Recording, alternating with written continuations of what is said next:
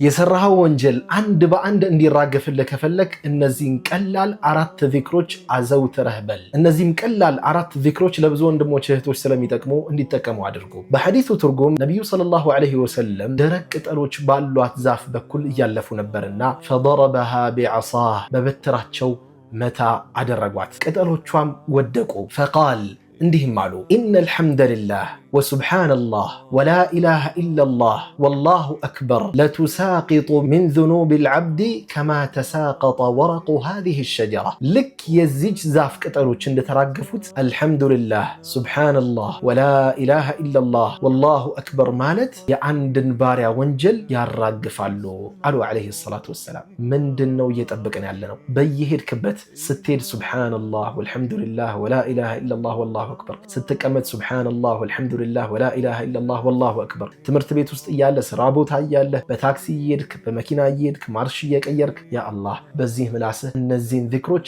አዘውትረህ በል። ወንጀሎችህ አንድ በአንድ ይራገፋሉ።